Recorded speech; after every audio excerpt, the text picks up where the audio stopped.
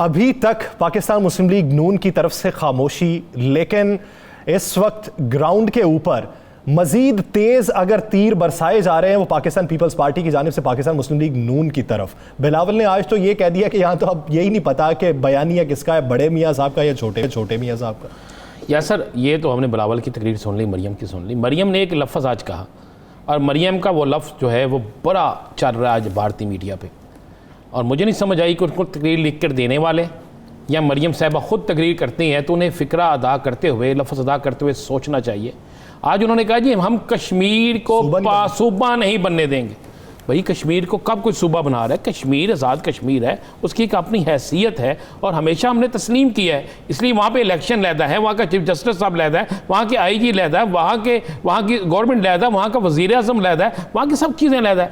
ये आज ये जो लफ्ज़ उसने बोला है, जो फ़िक्रा बोला है, ये फ़िक्रा बड़ा गौर तलब है। या सर, ये किसके कहने पे बोला? ये आज किसकी ज़बान बोली? चलें इमरान खान पे तनकीद करें, आपका राइट है, अपोजिशन है। आप एक दूसरे पे तनकीद करें, अपोजिशन है। आप धांधली की बात करें, अपोजिशन है। लेकिन जब आप पाकिस्तान की सालमियत के ऊपर हमला करने की कोशिश करेंगी, जब एक ऐसा लफ्ज़ अदा करेंगी, ऐसे फ़िक्रे बोलेंगी कि जिससे पाकिस्तान की मुखालिफ कुफ्ते जो है फ़ायदा उठा सकें, जिससे ये तासर जा सके कि पता नहीं इनके अंदर आपस में कश्मीर के मामले में क्या हो रहा है और वाकई क्या कश्मीर के अंदर इसी तरह किया जा रहा है, तो ये एक बड़ी बाइस तशवीश है। और मुझे ये समझ नहीं आई कि इस पूरी उसकी गुफ्तगू पे किसी का बयान भी नहीं आया, किसी की नज़र भी नहीं पड़ी।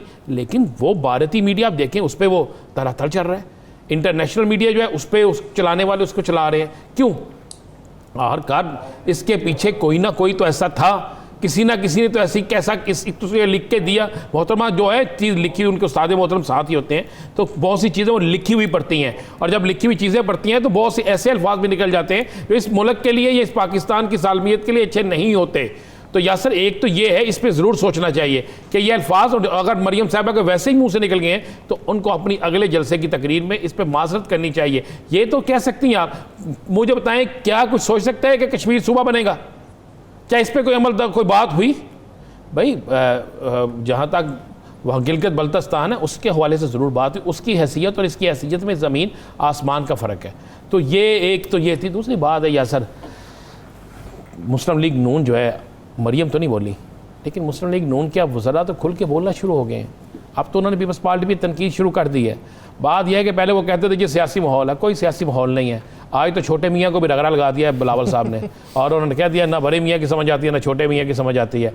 तो बिलावल पीपल्स पार्टी तो फैसला कर चुकी है कि किसी सूरत में अब मुस्लिम लीग नून के साथ ना ईवान के अंदर, ना ईवान के बाहर, ना सड़कों पर, ना गली मोहल्लों में, किसी जगह इनके साथ नहीं चलना, बल्कि एक अलहदा अपनी जो अपोजिशन है वो करनी है। मुस्लिम लीग नून कोशिश कर रही थी, मुस्लिम लीग नून खामोशी से कोशिश कर रही थी किस तरीके से हो जाए, और मुस्लिम लीग नून की क़यादत समझती थी कि किसी तरीके से कोई ऐसा माहौल बन जाए कि हम कश्मीर के अंदर एक दूसरे के खिलाफ ना जाएँ, गिलगित बल्तिस्तान वाला रवैया रखें और सिर्फ तहरीक इंसाफ को तनकीद का निशाना बनाएं। लेकिन चूँकि वहाँ पर जो हकीकत देखा जाए ना, अगर तो हुकूमत रही है मुस्लिम लीग नून की। या सर, कश्मीर के अंदर तहरीक इंसाफ की हुकूमत नहीं थी, मुस्लिम लीग नून की थी।